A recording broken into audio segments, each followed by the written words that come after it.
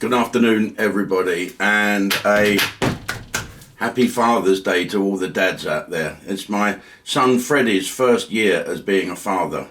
It's his first Father's Day, so we had a good chat today. I also spoke to my brother Bill, whose son Billy took him down to the sister's house, young Sylvie, and Bill had a fabulous time. A lot of drink was taken. We had a couple of days away, Michelle and I. We went over to the Isle of Wight, where we drank a vineyard in the afternoon, talking to our friend Ramos, who was on one of the ribs, and then had a row in the evening, of course, and had an early night after drowning our sorrows of rowing. We made up and had a drink to celebrate, and then had a lovely lunch, and then dinner in Salties, and then back onto a boat called Lucky Ash, where I played a game of chess with a nice man called Ben and had a few scotches. So another bad head the next day.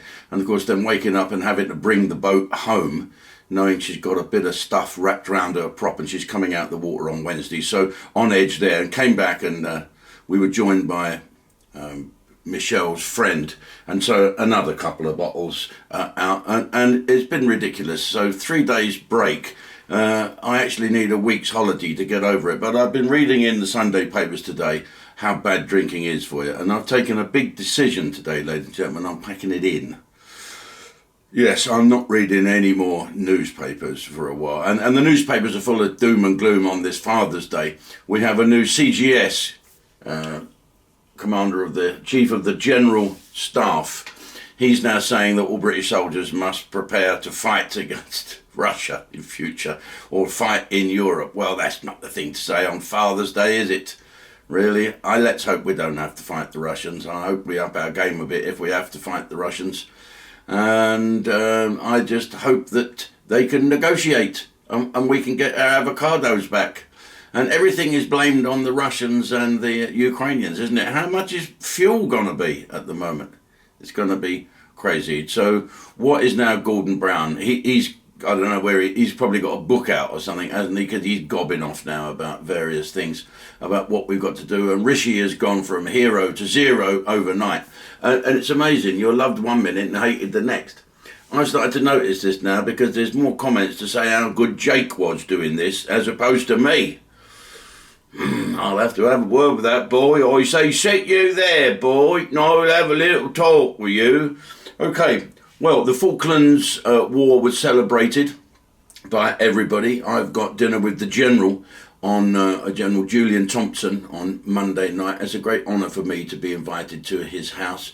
And I hope you enjoyed Pull Up a Sandbag with Denzel Connick. He called me the other day, Denzel. He was marching on his one leg through Aldershot with his brothers in arms, and asked me why I wasn't there. I said, Denzel, it was your war, and there are times like this, it's best left to the men that actually did the fighting. And when you finish marching, I'll tell you some jokes. Like when you finished fighting, I told them some jokes. But I've been very proud to be part of that, all of that stuff that went on down there. And I'm really, really pleased with Pull Up a Sandbag. It's one of our best television series that we've done. Oh, and talking of Ustreme and television series, I've had to step in again for a young lady. I'll tell you the story here. This is Left, Right and Centre. You know, Marvels is presenting. It's question time on Speed. And she turned up and met everybody and took one look at all the comics, promptly fucked off out the stage door. So I'm chatting to the audience. Jim, get your suit on. You're on. She buggered off. I tried to get to the bottom of it. I think her bottle went a little bit. She was quite a nice young girl, but I think when faced with all them hairy-ass proper comics, she was a little bit daunted. So I hope you enjoy my performance. Of course, I hog it, don't I? There you go. So that's Left, Right and Centre on Ustream. A lot of Armed Forces guys signed up. I did a present for them during that Falklands couple of weeks that they could have it for half price. And I hope all you members understood what I meant by that. So we're back to normal now. You can join Ustream for a 7-day free trial. And we're going to be sticking on in a bit the first of the 3 great mucky pantos we did. It's called Boobs in the Wood. One that Brian and I wrote for television. Basically, we made directly for DVD, as it was called, rather than tour it. We didn't tour it anywhere, I just played it at Wimbledon. But it's quite good, and there's brilliant performances from 2 friends now, no longer with us. Victor Spinetti, of course, who was just wonderful, and little Kenny Baker, and R2D2, he was, and it was superb.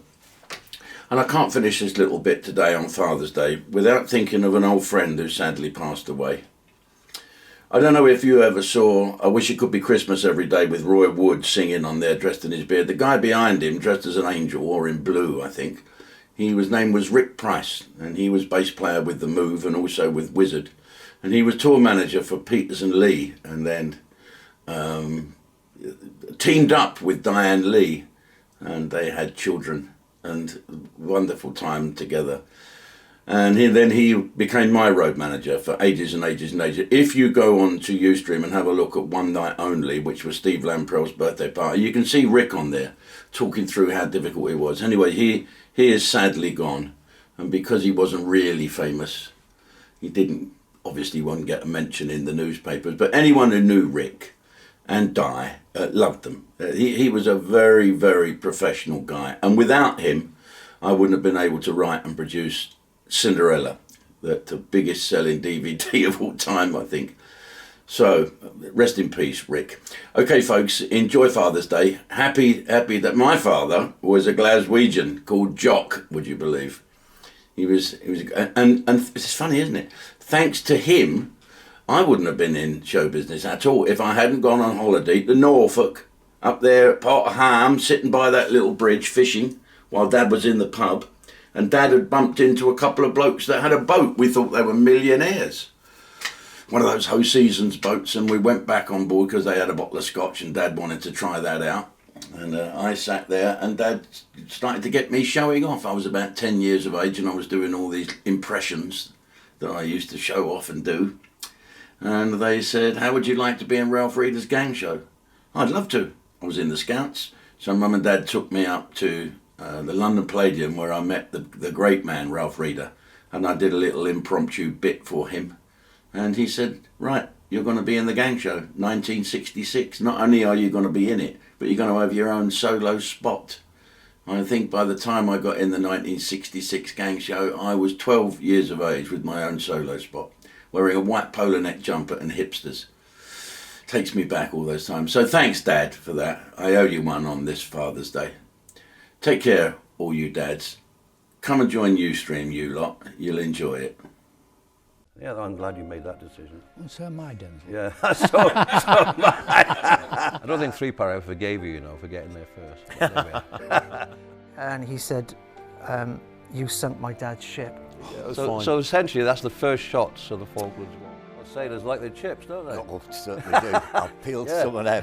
Yeah. Got parachuted into the sea, 200 miles northeast of the Falklands, just as it was getting dark. I mean... We were glued to the radio waiting for the news to actually officially break. Yeah.